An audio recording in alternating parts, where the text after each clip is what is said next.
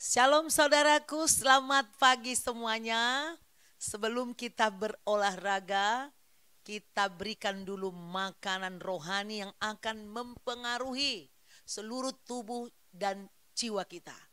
Pikiran kita akan lebih tenang jika firman Tuhan mengawali seluruh hidup kita. Mari kita mulai dengan doa. Kami bersyukur kepadamu ya Bapa, sebab pagi ini Engkau boleh memberikan kami makanan yang luar biasa untuk rohani kami, yang tentunya mempengaruhi pikiran, jiwa kami, seluruh kehidupan kami. Sebelum kami beraktivitas, biarlah firman-Mu membasahi kami, menjamah kami, menyegarkan, memberi kami kekuatan. Dalam nama Tuhan Yesus, ajar kami Tuhan, supaya kami tahu berbuat mana yang baik, yang benar, yang menyenangkan hati-Mu, sehingga apapun yang kami kerjakan sepanjang hari, semua diberkati Tuhan dan berhasil untuk menghormati kemuliaan nama-Mu. Haleluya, amin. Saudaraku, dengan saya Pendeta Deborah Dumasi Sianipar Tambunan dari CBM 7 TV dalam acara BLC Bible Lover Club, yaitu membaca Alkitab secara teratur, satu pasal setiap hari dari kitab Kejadian sampai kitab Wahyu. Hari ini kita masuk di kitab Kejadian pasal 44. Judul perikopnya, piala Yusuf hilang dan didapati. Ayat 1. Sesudah itu diperintahkannyalah kepala rumahnya, isilah karung orang-orang itu dengan gandum, seberapa yang dapat dibawa mereka, dan letakkanlah uang masing-masing di dalam mulut karungnya. 2. Dan pialaku, piala perak itu, taruhlah di dalam mulut karung anak yang bungsu, serta uang pembayar gandumnya juga. Maka diperbuatnyalah seperti yang dikatakan Yusuf. 3. Ketika paginya hari terang tanah, orang melepas mereka beserta keledai mereka. 4. Tetapi baru saja mereka keluar dari kota itu, belum lagi jauh jaraknya, berkatalah Yusuf kepada kepala rumahnya, bersiaplah, kejarlah orang-orang itu, dan apabila engkau sampai kepada mereka, katakanlah kepada mereka, mengapa kamu membalas yang baik dengan yang jahat? 5. Bukankah ini piala yang dipakai tuanku untuk minum dan yang biasa dipakainya untuk menelaah? Kamu berbuat jahat dengan melakukan yang demikian. Ketika sampai kepada mereka, diberitakannya kepada mereka perkataan Yusuf itu. 7. Jawab mereka kepadanya, mengapa tuanku mengatakan perkataan yang demikian? Jauhlah daripada hamba-hambamu ini untuk berbuat begitu. 8. Bukankah uang yang kami dapati di dalam mulut karung kami telah kami bawa kembali kepadamu dari tanah Kanaan? Masakan kami mencuri emas atau perak dari rumah tuanmu? 9. Pada siapa dari hamba-hambamu ini kedapatan piala itu, biarlah ia mati. Juga kami ini akan menjadi budak tuanku. Sesudah itu berkatalah ia, ya, usulmu itu baik, tetapi pada siapa kedapatan piala itu, hanya dialah yang akan menjadi budakku, dan kamu yang lain itu akan bebas dari salah. 11. Lalu segeralah mereka masing-masing menurunkan karungnya ke tanah, dan masing-masing membuka karungnya. 12. Dan kepala rumah itu memeriksanya dengan teliti. Ia mulai dengan yang sulung sampai kepada yang bungsu. Maka kedapatanlah piala itu dalam karung Benyamin. 13. Lalu mereka mengoyakkan jubahnya dan masing-masing memuati keledainya, dan mereka kembali ke kota. 14. ketika Yehuda dan saudara-saudaranya sampai ke dalam rumah Yusuf. Yusuf masih ada di situ. Sujudlah mereka sampai ke tanah di depannya. 15. Berkatalah Yusuf kepada mereka, perbuatan apakah yang kamu lakukan ini? Tidakkah kamu tahu bahwa seorang yang seperti aku ini pasti dapat menelaah? 16. Sesudah itu berkatalah Yehuda, apakah yang akan kami katakan kepada tuanku?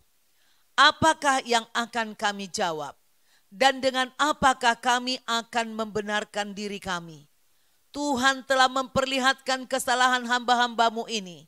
Maka kami ini, budak tuankulah kami, baik kami maupun orang pada siapa kedapatan piala itu. 17. Tetapi jawabnya, jauhilah daripadaku untuk berbuat demikian. Pada siapa kedapatan piala itu, dialah yang akan menjadi budakku. Tetapi kamu ini, pergilah kembali dengan selamat kepada ayahmu. Perikop yang kedua, Yehuda membela Benyamin. Ayat 18. Lalu tampillah Yehuda mendekatinya, mendekati Yusuf maksudnya, dan berkata, mohon bicara tuanku, izinkanlah kiranya hambamu ini mengucapkan sepatah kata kepada tuanku, dan janganlah kiranya bangkit amarahmu terhadap hambamu ini, sebab tuanku adalah seperti Firaun sendiri. 19. Tuanku telah bertanya kepada hamba-hambanya ini, masih adakah ayah atau saudara kamu? 20. Dan kami menjawab tuanku, kami masih mempunyai ayah yang tua dan masih ada anaknya yang muda, yang lahir pada masa tuanya, kakaknya telah mati, hanya dia sendirilah yang tinggal dari mereka yang seibu. Sebab itu ayahnya sangat mengasihi dia. 21. Lalu tuanku berkata kepada hamba-hambamu ini, bawalah dia kemari kepadaku, supaya mataku memandang dia. 22. Tetapi jawab kami kepada tuanku, anak itu tidak dapat meninggalkan ayahnya, sebab jika ia meninggalkan ayahnya, tentulah ayah ini mati. 23.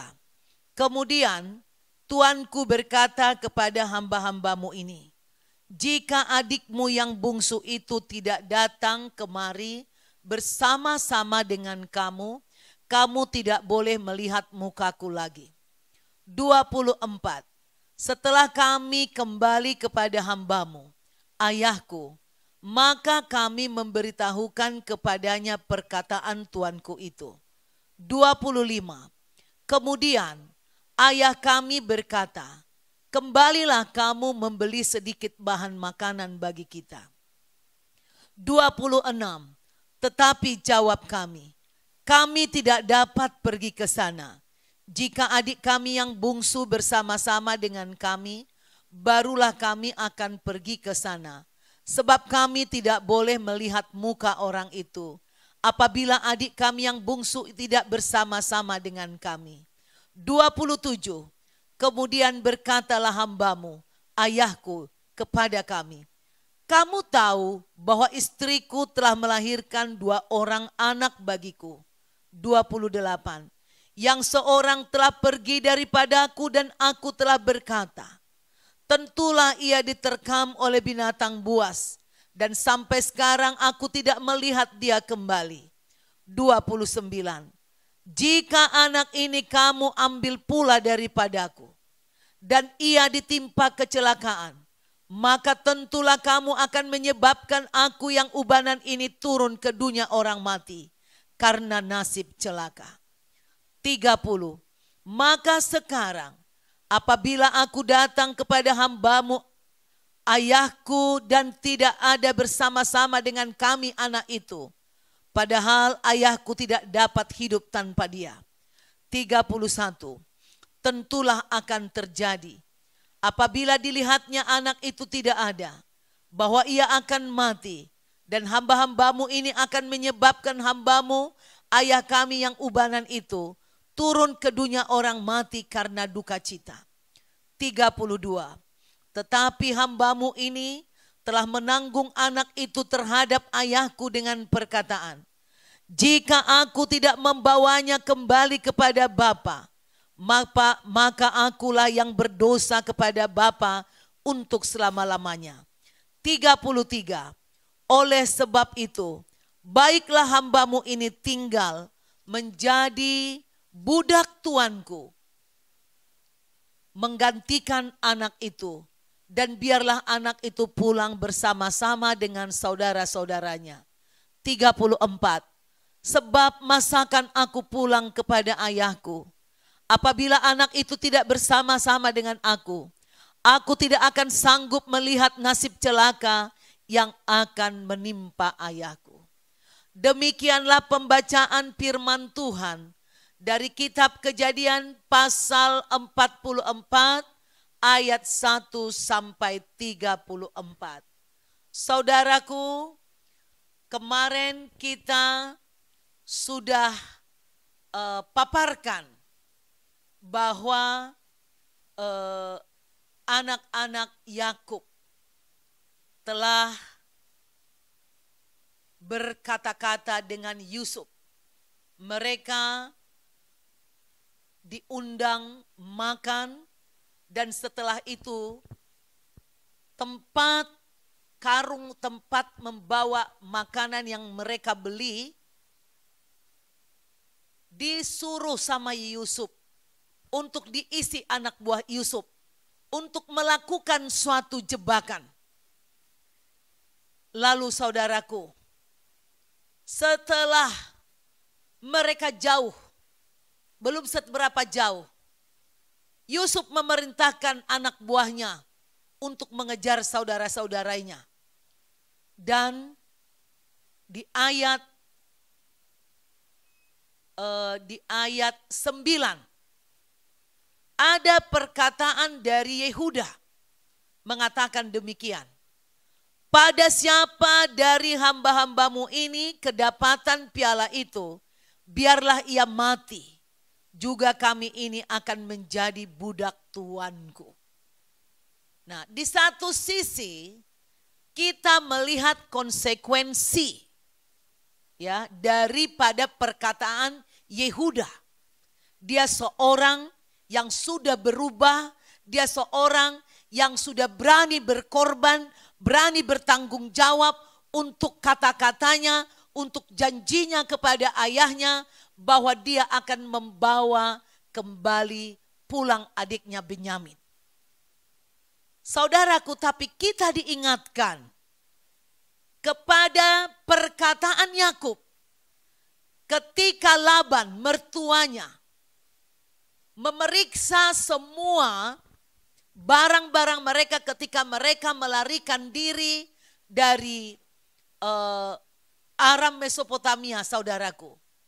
Laban mengejar mereka mencari terapim. Terapim dicuri oleh Rahel. Rahel menyembunyikan dan berpura-pura dia sedang haid. Yakub mengatakan hal yang sama.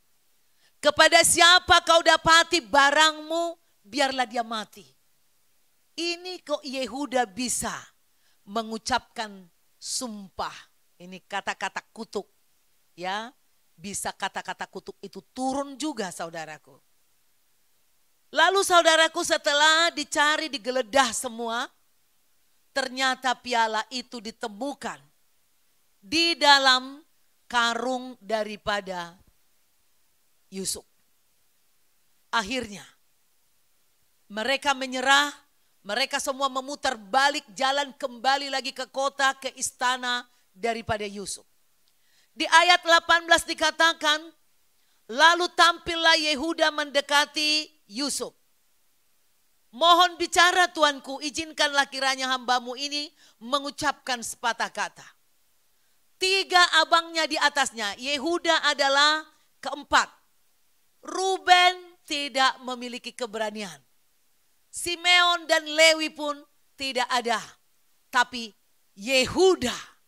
Ini menunjukkan suatu ada ciri-ciri bahwa dia dipilih Tuhan nanti dan keturunannya menjadi seorang raja yang memimpin, yang melahirkan Mesias. Yaitu apa? Roh martir. Berani mati syahid untuk orang lain. Meski yang salah bukan dia, dia berani memberikan nyawanya. Ini luar biasa, dia berani berkorban untuk keluarganya. Demi ayahnya. Ini karena firman Tuhan. Menaati Tuhan, saudaraku. Tetapi setelah dia bercerita bahwa dia tidak mungkin pulang tanpa Benyamin. Dia sudah bersumpah kepada ayahnya, dia sampaikan kepada Yusuf. Tetapi Yusuf tetap berkata, tidak. Siapa yang salah, dialah yang dipenjara. Dalam hal ini saudaraku, sebenarnya Yusuf sedang membuat suatu jebakan untuk mengecek seberapa jauh, seberapa dalam pertobatan dari saudara-saudaranya. Apakah saudara-saudaranya ini akan raja tega membiarkan Benyamin ditahan, lalu mereka pulang. Tetapi makin jelaslah di hadapan Yusuf bahwa saudara-saudaranya secara khusus Yehuda sudah berubah. Jebakan Yusuf berhasil mengungkap rahasia hati, sehingga ujian ketaatan kepada Tuhan menunjukkan mereka mengasihi Benyamin, tidak lagi seperti dulu melakukan penyiksaan, membuang Yusuf ke sumur. Ini membuat hati Yusuf menjadi lega, bisa mengasihi saudara-saudaranya. Dan satu hal, akhirnya mereka tahu bahwa mereka pun sudah memiliki pilihan yang tepat, yaitu untuk taat kepada Tuhan, mengasihi saudara-saudaranya. Kita pun saudaraku bisa menghadapi situasi yang persis, yang sama dialami oleh saudara-saudara Yusuf. Kita akan diperhadapkan kepada situasi pilihan antara memilih pangkatmu, jabatanmu, pacarmu, atau Tuhan. Melakukan firman Tuhan. Jika itu diperhadapkan dengan engkau, iblis akan menaruh banyak alasan untuk membuat engkau tidak taat kepada firman Tuhan. Oleh karena itu, jika engkau sedang mengalami situasi pilihan, misalnya hari ini keuanganmu sedang sulit, ada pilihan untuk menjadi rentenir, untuk menjual narkoba, atau untuk menjual diri. Saudara pilih mana? Saya ini sedang terdesak. Anak-anakku gak punya uang. Saya harus bayar uang sekolah. Pilih apa? Melacur? Atau ada orang menawarkan istri gelap? Atau ada suami-suami ganti agama supaya dapat pangkat, dapat pekerjaan? Ini saudaraku. Saudara boleh bebas memilih, tapi ingat, pilihan saudara akan menentukan maut, kutuk bagimu, bagi anak cucumu. Tapi jika engkau memilih Tuhan seperti Yehuda, lihat, akhirnya hidupmu terpelihara, anak-anakmu terpelihara, bahkan lebih daripada itu, ayahmu, ibumu, saudara-saudari yang lain bisa terpelihara. Karena doa orang benar besar kuasanya. Saudara berdoa, saudara diberkati. Berkat yang saudara terima bisa memelihara banyak orang. Berarti berkat Tuhan akan melimpah dalam kehidupanmu. Jangan pernah melacurkan imanmu untuk kenikmatan sesaat. Jangan engkau dibutakan cinta. Jangan engkau dibutakan oleh harta. Jangan engkau dibutakan oleh tahta, kedudukan, atau apapun itu. Sekalipun harus mempertaruhkan nyawa, pilihlah apa yang benar, yang berkenan kepada Tuhan. Mungkin saja ketika saudara memilih jalan taat, saudara tetap menderita, tapi rohmu akan merdeka. Engkau akan menerima upah yang besar dari surga, dari Bapa. Mari saudaraku, kita berdoa supaya tidak ada alasan apapun untuk tidak taat. Mari kita akhiri firman ini dengan doa. Terima kasih Bapa untuk firman yang Kau berikan bagi kami. Bahwa ada Yusuf, orang yang sudah mengalami berbagai ujian hidup dan dia tetap benar di hadapan-Mu. Demikian Yehuda yang pernah melakukan kesalahan yang fatal, membunuh adiknya walaupun tidak secara langsung. Tetapi kemudian dia bertobat, bahkan dia berani mempertaruhkan nyawanya, memberikan dirinya menjadi tebusan untuk menyelamatkan adiknya. Tuhan, tolong kami umat-Mu. Apapun tantangan yang kami hadapi dalam hidup ini, agar kami lebih memilih taat kepada Tuhan, takut akan Engkau, berani berkorban, sekalipun kami harus meninggalkan dunia ini. Karena Engkau, karena kebenaran. Dan kami tahu, Kau pasti menyertai kami, memberkati kami, memberkati anak kami. Kau pakai kami menjadi alat-Mu. Seperti Yusuf, seperti Yehuda. Menjadi penyelamat bagi keluarga, bagi semua anak-anaknya, bagi semua saudara-saudaranya, bahkan bagi ayah ibunya. Bahkan Engkau karuniai Yehuda menjadi seorang penerus yang melahirkan raja-raja yang luar biasa. Mesias menjadi keturunannya. Kami pun Tuhan mau melahirkan anak-anak kami, anak-anak yang baik, anak-anak yang takut Tuhan, menjadi raja-raja di bumi, pelaku-pelaku firman di dalam kehidupan. Terima kasih Bapa. Kami mau beraktivitas di pagi ini.